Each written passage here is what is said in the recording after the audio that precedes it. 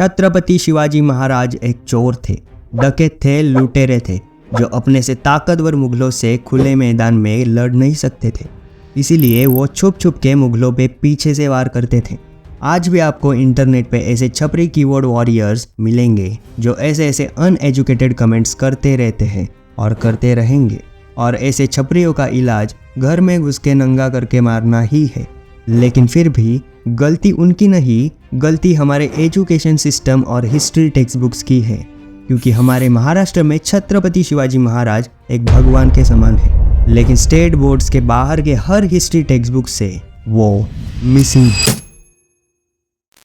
हमारे history text books ने छत्रपति शिवाजी महाराज को एक लोकल हीरो बना के रखा है, जिनके बारे में महाराष्ट्र के बाहर सब लोग जानते तो जरूर है, लेकिन उनकी हिस्ट्री के बारे में किसी को कुछ पता ही नहीं है। यहाँ तक कि उनका जन्म कब हुआ ये तक उनको पता नहीं है।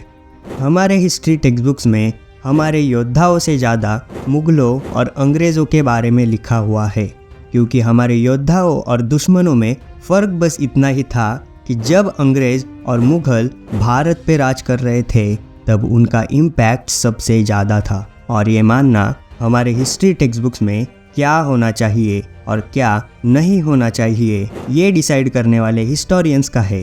मैं हूँ निर्भय, तो चलिए आज इन हिस्टोरियंस का भ्रम तोड़ते हैं, फैक्ट्स के साथ जानते हैं कि छत्रपति शिवाजी महाराज सिर्फ महाराष्ट्र के नहीं बल्कि पूरे हिंदुस्तान के एक वीर पुत्र थे। छत्रपति शिवाजी महाराज ने 16 साल की उम्र में ही हिंदवी स्वराज्य का सपना देखा था। जिस सपने का पीछा करते हुए छत्रपति 16 साल की उम्र से ही तलवारबाजी, तीर चलाना, कुश्ती और रणनीतियाँ बनाना सीखने लगे। इन सारी चीज़ों का शिक्षण लेते हुए छत्रपति शिवाजी महाराज ने अपना पूरा बचपन शिवनेरी किले और जंगलों में अपने दोस्तों के साथ बिताया। और इसी के कारण आगे चल के उनका ज्योग्राफिकल नॉलेज और पहाड़ों के साथ परिचय इतना बढ़ गया था कि छत्रपति और उनके दोस्त, जिन्हें हम मावड़े कहते हैं, सब मिलकर बड़े से बड़े पहाड़ कुछ ना कुछ दिमाग लगाकर चढ़ ही जाते थे। अब हिंदवी स्वराज्य पाने के लिए छत्रपति शिवाजी महाराज ने एक एक करके सारे किलों को जीतने का एक मास्टर प्लान बनाया, क्योंकि किसी किले को जीतना मतलब उस पूरे राज्य को जीतना था। छत्रपति शिवाजी महाराज ने अपनी रणनीति से हिंदवी स्वराज्य की ओर पहला कदम उठाते हुए 1945 में आदिल शाह से तोरना किला जीता। सोचो, तब छत्रपति शिवाजी महाराज सिर्फ 16 साल के ही थे। 16 साल की उम्र में इतना बड़ा जिगरा रखना कोई आम बात नहीं है।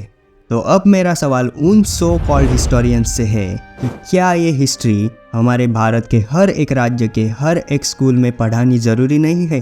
क्या ये हिस्ट्री जानने से बच्चों का भविष्य बिगड़ जाएगा? नहीं बिगड़ेगा।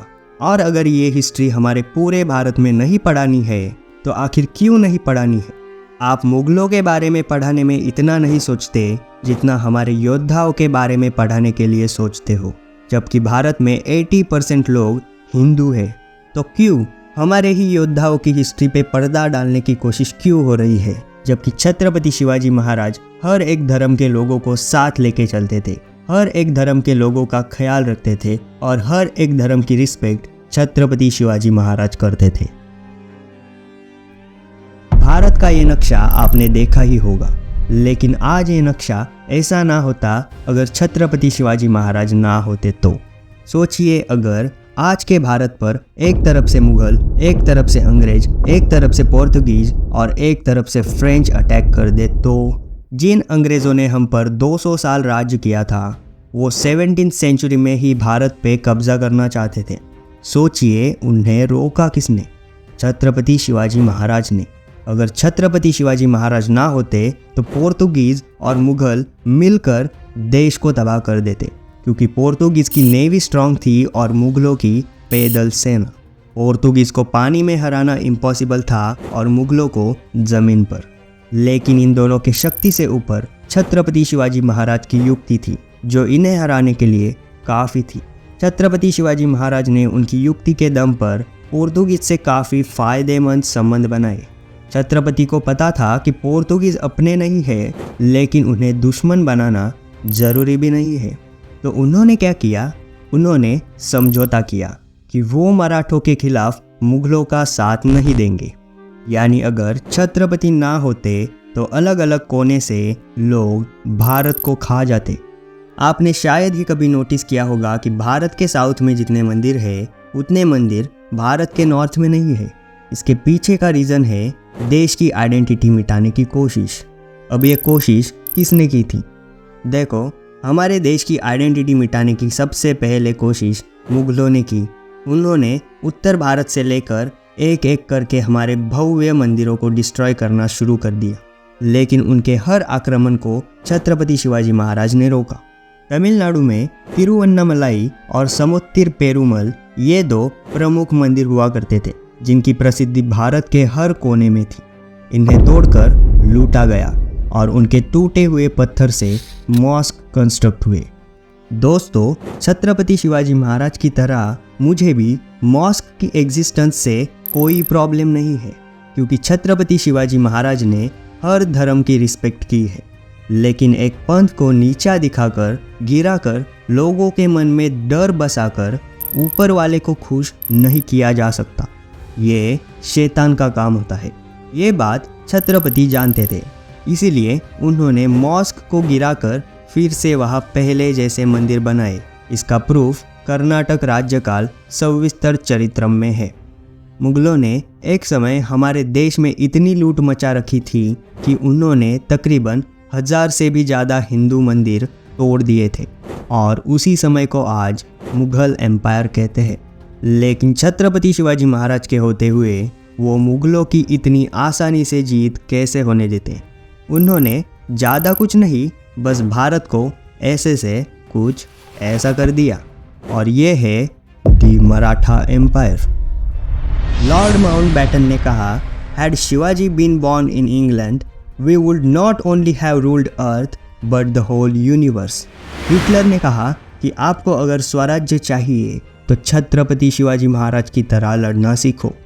इवन उनके सबसे बड़े एनिमी औरंगजेब ने कहा था, या अल्लाह, you gave me an enemy fearless and upright. Please keep your doors to heaven open for him because the world's best and large-hearted warrior is coming to you. तो एक और सवाल आज के हिस्टोरियन से, जिन लोगों का हमारे देश से कोई संबंध नहीं, जो पराए हैं, वो अगर छत्रपति शिवाजी महाराज की इतनी रिस्पेक्ट कर सकते हैं तो आप क्यों नहीं? पॉइंट ये है कि जिस इंसान ने छत्रपति शिवाजी महाराज का इतिहास ध्यान से पढ़ा, उसे समझा, उस हर इंसान को छत्रपति के होने का मोल पता था, क्योंकि छत्रपति शिवाजी महाराज एक सच्चे राजा थे। आज अलग अलग स्टेट्स में अलग अलग इतिहास पढ़ाया जाता है। जिस स्टेट का जो राजा फेमस है वो उस स्टेट के बच्चों को पता है, लेकिन स्टेट के बाहर जाओ तो किसी को कुछ पता नहीं होता। हाँ, कहीं नाम सुना सुना सा लगता है, कहीं पुतला देखा सा लगता है, कहीं ना कहीं तो किसी सड़क का या एयरपोर्ट या रेलवे स्टेशन का नाम देखा सा लगता है, लेकिन सिर्फ नाम पता होने से क्या होता है? नाम तो बच्चों को विलेंस का भी पता होता है, तो फ़ायदा क्या? यही तो गलती है। आज हम भी छत्रपति शिवाजी महाराज के स्वराज्य का हिस्सा हैं और हमें इसी स्वराज्य को मजबूत बनाना है, इस देश को इसी तरह जोड़े रखना है। इसीलिए जिन्होंने स्वराज्य के लिए अपनी पूरी ज़िंदगी दांव पर लगा दी, उनके बारे में देश के हर बच्चों को जानना ज़रूरी है, और इसीलिए मैंने ये वीडियो बनाने की सोची।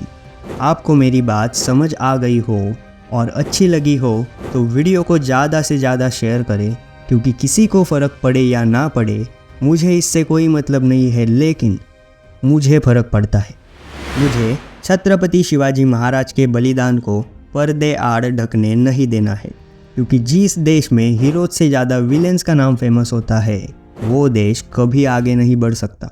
इसीलिए छत्रपति शिवाजी महाराज की तरह महाराणा प्रताप, बाजीराव पेशवा और इनके जैसे कई सारे अनमोल रत्नों की कहानियाँ मुझे आप तक पहुँचानी है। जय शिवराय।